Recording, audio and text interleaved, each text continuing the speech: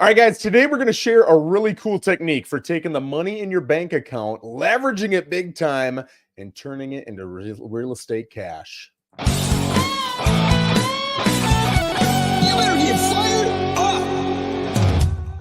But I'm fired up. You're with us today. We got to take the first couple minutes and just brag about our buddy Nate Jomaa here. He just started his new brokerage himself as a mortgage lender. So Nate, tell us, what are the deets, man? What's the company called? What are you up to? Why should we care? How does it help us that you just got this company?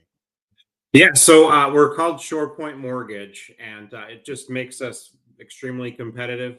I have always been competitive. I've always gone with winners, and the company that I was just with is a winner as well. But I'm just in a position now where, it's my game, and I'm in control, and it gives you, Joe, as a real estate agent, and your buyers the competitive advantage of me being the owner and driving everything to be able to turn at a moment's notice and be as competitive and nimble as we need to be. I like that. So, I'm just, as a friend, super excited for you because I know how much work you put in and how much relationship building you do. And brokerages matter. And there's realtors too. We all complain about the broker taking all the money and everything else. But at the end of the day, they're the one who put it all at risk. They're the one who built the building. They're the one who has to have all the CRMs and the systems and everything else. So I've really always thought that argument made no sense unless you were willing to go out and put in the effort and take on the risk. And you did that.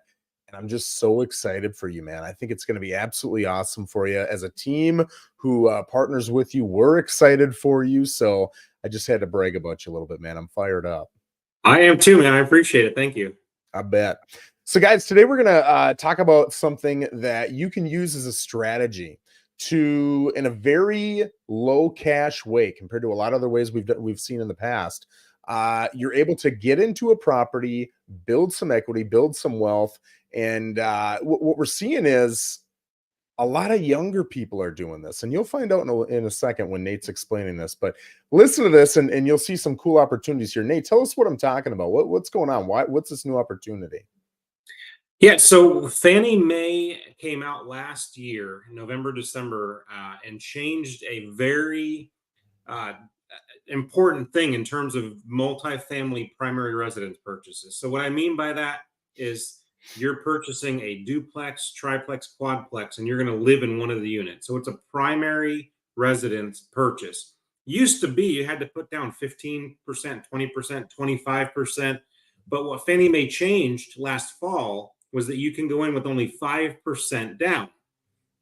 So this opens up anybody that wants to get into one of these, multi-unit properties, only having to put 5% down. They have to live in one of the units for 12 months or longer.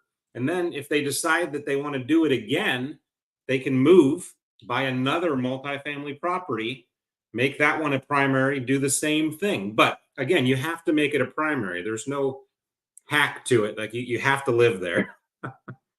Yeah, I'm looking up too right now. And I think I looked this up a couple of weeks ago. If you can use a homestead tax exemption for homesteading a multiplex. And from memory, you can for the portion you're living in, right? So if it's a duplex and there's 2, you get 50%. If there's 3, you get a third.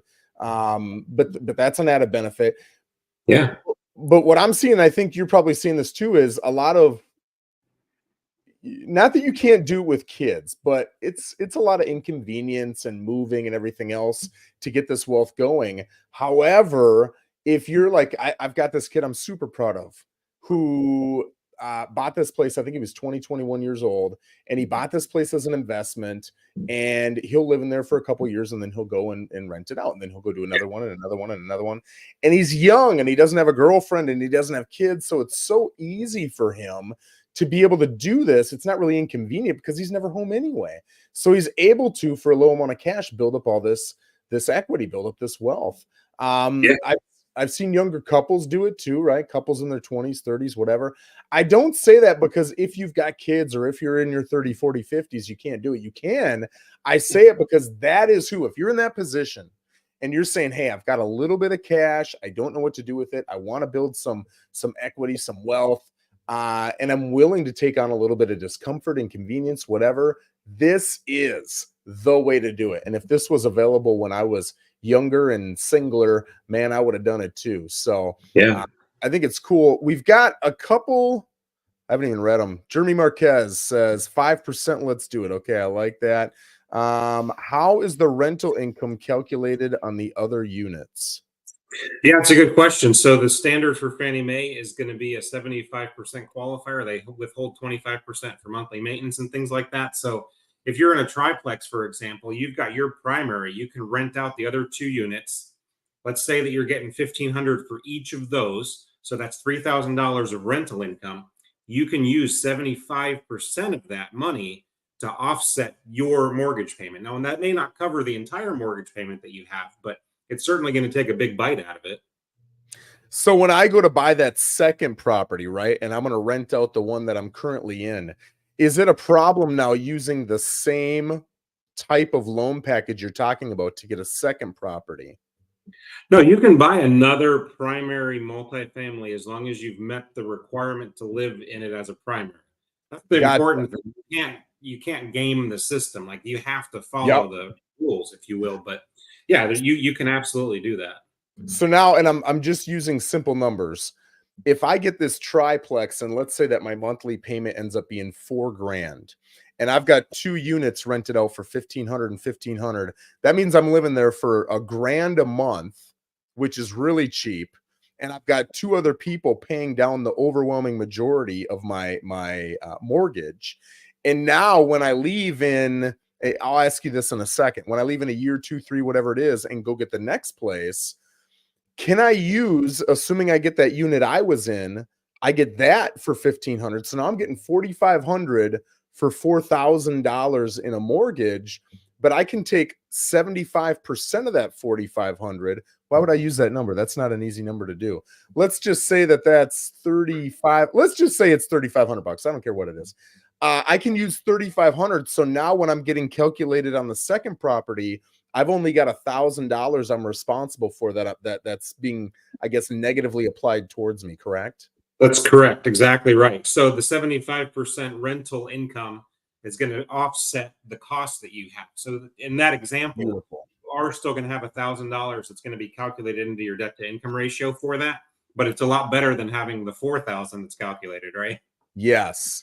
And if you can get your total rent to be 133, 134% of what you're paying, now the 75% off equalizes it all out and it's zeroed out.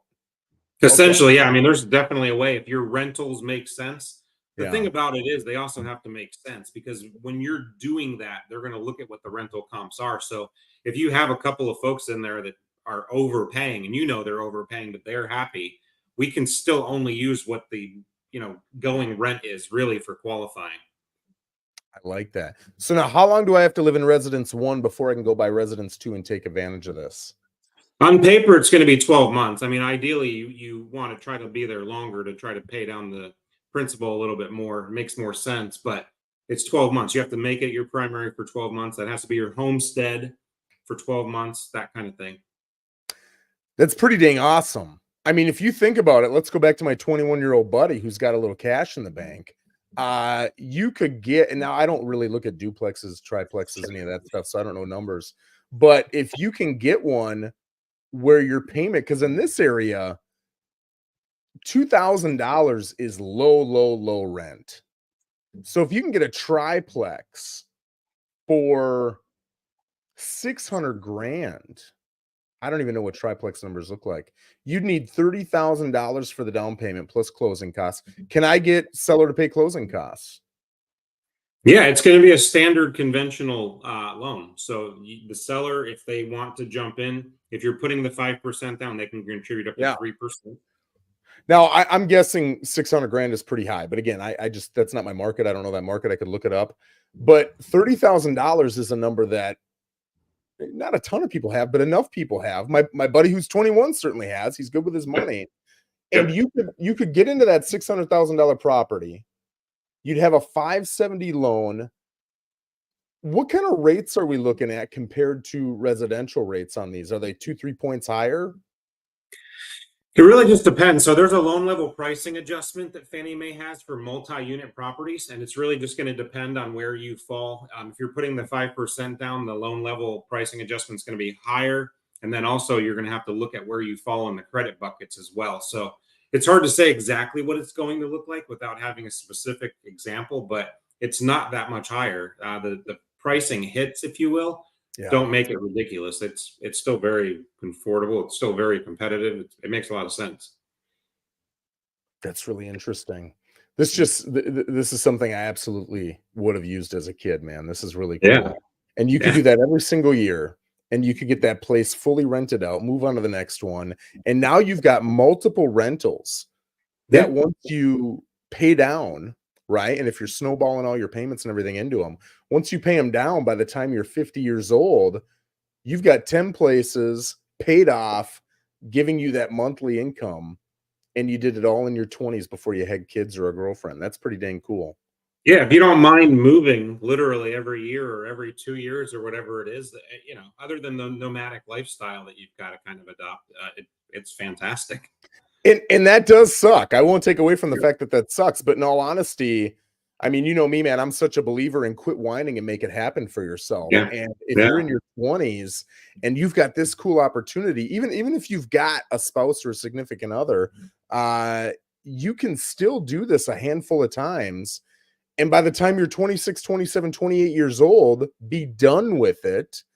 Get yourself a nice home that you actually love, and it'll change the rest of your life. yeah.